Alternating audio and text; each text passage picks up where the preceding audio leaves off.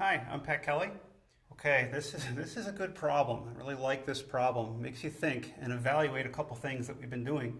What they give you is a visual of this region, one of those regions bounded by some curves, and they give you the curve. But they ask you which method would be better if we're going to find one of our volumes. Is it better to use the disk method or is it better to use the shell method? So really try to follow the reasoning here, because this kind of like highlights both methods that we've been learning and decides which one's better in a given situation. Okay, here's the thought process that I would go through. If I'm going to use the disk method, back to my drawing, remember with the disk method that your representative rectangle should be perpendicular to that axis of revolution. They told us we're spinning around the x-axis, so my rectangle would look like this, straight up and down. What that would tell me then is if I'm going to use the disk method, I'm going to integrate with respect to x. Remember the thickness there.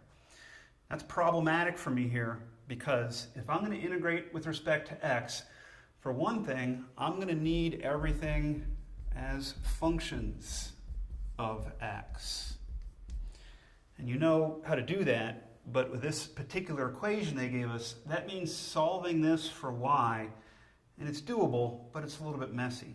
So this is not so good, okay? So I kind of feel, like meh about that. I could do it, but I don't want to.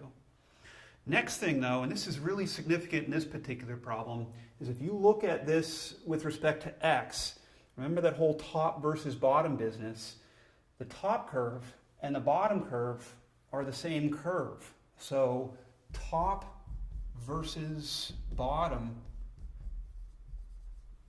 in this case, it's the same curve. So top versus bottom, I'd be in one of those situations where I have the same curve, that I'd have the plus version of the curve for the top and the minus version of the same curve for the bottom. That's going to get ugly. So it's doable, but ugly. So the disk method, I'm not real keen on right now, but let's compare that to the shell method for this particular problem. Okay, our shell method, come back to the drawing. Remember with the shell method that you draw your representative rectangle parallel to the axis of revolution. So I want to draw something parallel to this x-axis. That would be this green representative rectangle.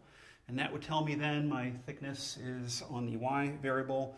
So I'm going to integrate with respect to y. That also means then that I would need functions of y. And comparing that same kind of thought processes over here, if I want this to be a function of y, that just means solve for x. I mean, hey, look at that. All we'd have to do is get the 4 on the other side and get rid of the minus sign. So this would not be bad at all. This is not bad. Okay, but then also top versus bottom business. If I'm going to integrate with respect to y, I say top bottom because when I'm doing it with respect to with respect to y, I like to look at it cockeyed. Okay, so top versus bottom. The top would be that curved part, and the bottom would be that straight part. So top versus bottom here.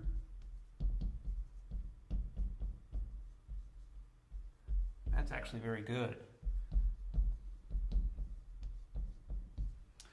So assessing which of these two that I want to do, the shell method is a lot friendlier. Okay, it's going to be different in different problems, but these are the thoughts that I have. What variable am I integrating with respect to? How is that going to affect the given function or functions with respect to x or with respect to y? And then also the top versus bottom business. Okay? For this problem, my final answer would be I would use the shell method. Okay? Thanks, and hope that helped.